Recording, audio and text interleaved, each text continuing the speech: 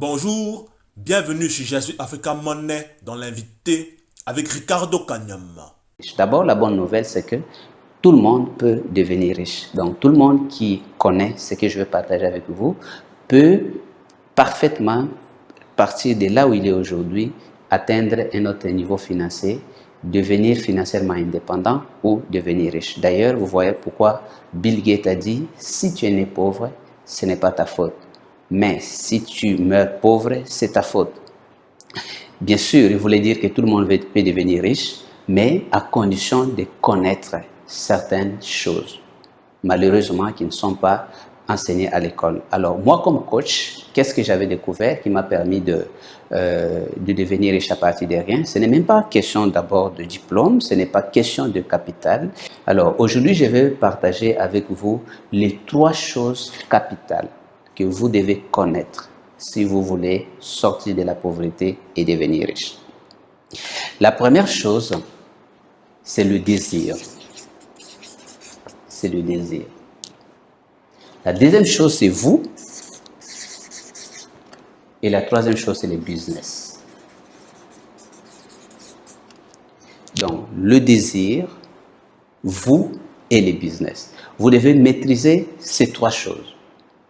Alors, au niveau du désir, il y a le rêve.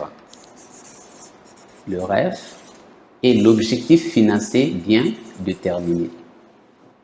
Il ne suffit pas d'avoir le désir, il faut que ce désir-là soit un rêve et il faut que du rêve, vous arrivez à un objectif financier bien déterminé.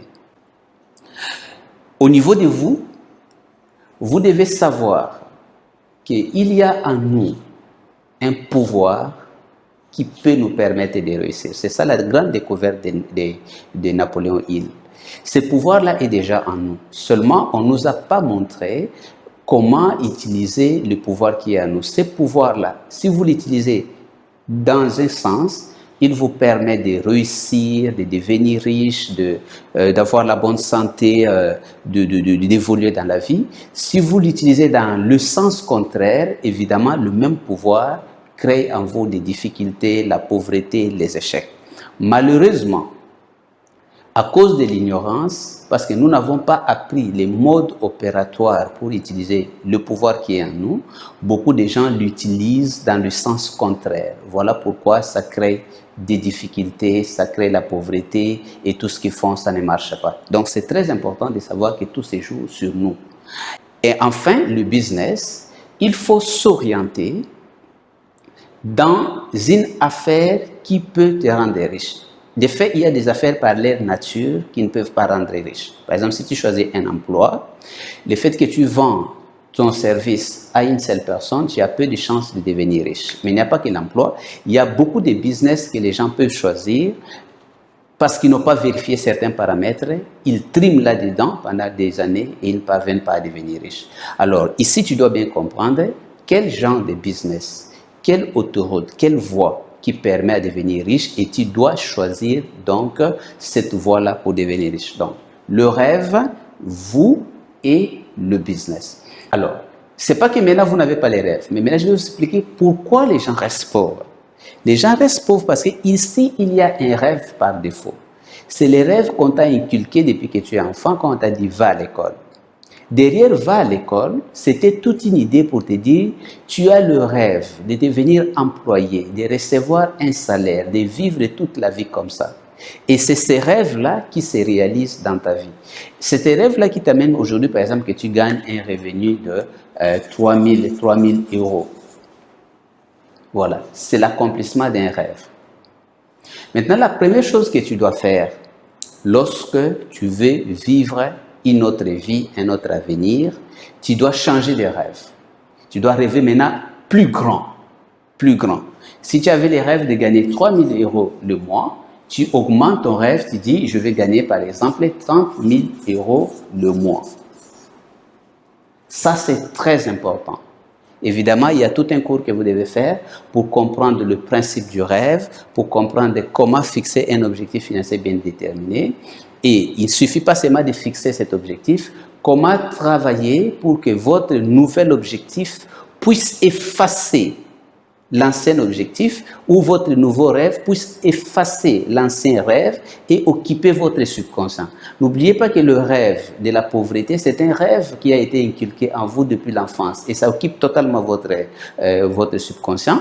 Aujourd'hui, vous pouvez vous battre. Si vous n'effacez pas ces rêves et remplacez par le rêve de la richesse, vous êtes condamné donc à l'échec. Et deuxième chose ici, vous devez maintenant vous aligner par rapport à votre rêve de devenir riche. Qu'est-ce qui se passe? Il y a en vous, d'un côté, les désirs de devenir riche qui vous tirent vers le haut, et il y a la programmation de la pauvreté qui vous tire vers le bas, et vous restez en tension parce que, évidemment, vous n'êtes ni au sommet, ni en bas. Alors, ça vous tire. C'est pour ça que vous êtes constamment frustré, constamment déçu. Ici, le travail qu'on fait, c'est de vous aligner pour détruire les forces qui vous tirent vers le bas, qui malheureusement ont été programmées depuis l'enfance, et vous êtes maintenant aligné vers votre nouvel objectif. Et pour les business, vous devez donc savoir quel business il faut choisir, comment s'orienter pour que votre rêve devienne une réalité. Imagine que si vous voulez gagner 30 000 $ le mois et que vous choisissez dans un emploi, il faut savoir que ce n'est pas compatible. Même si le rêve est bon, même si vous reprogrammez le pouvoir qui est en vous, mais parce que vous êtes mal orienté, vous n'obtiendrez pas les résultats. Les 3 paramètres doivent être à sa place. Et dans les business, il faut savoir qu'un business, c'est tout simplement rendre un service à l'échange d'une certaine rémunération. Et si c'est quelque chose que vous pouvez faire, qui a un levier qui vous permet d'atteindre des millions de personnes, cela vous permettra de devenir riche. Je vous explique ici, par exemple, pourquoi les professeurs d'université, bien que faisant un travail noble, sont pauvres par rapport aux joueurs de football. Je pense que vous allez vite comprendre. C'est à cause des types de business qu'ils font. Dans un des business, il y a le levier de la richesse. Dans l'autre, il n'y a pas de levier de richesse. Un professeur d'université enseigne 50 étudiants, par exemple. C'est un travail noble, mais son travail n'a pas de levier. Chaque étudiant ne va pas payer $1 million ou $1 million. Ce qui fait que l'enseignant est payé en fonction de l'argent que payent les étudiants. Maintenant, les joueurs de football, comme Cristiano Ronaldo, pourquoi ils gagnent beaucoup plus d'argent? C'est à cause du levier. Vous voyez, Cristiano joue, quand il joue dans un championnat, les images sont retransmises. Donc, il y a des chaînes de télévision qui payent des images et qui revendent à des milliers de spectateurs qui sont abonnés à ces chaînes-là. Donc, lorsque vous voulez vous orienter dans un business, il est très important de savoir quel sera le fait des leviers.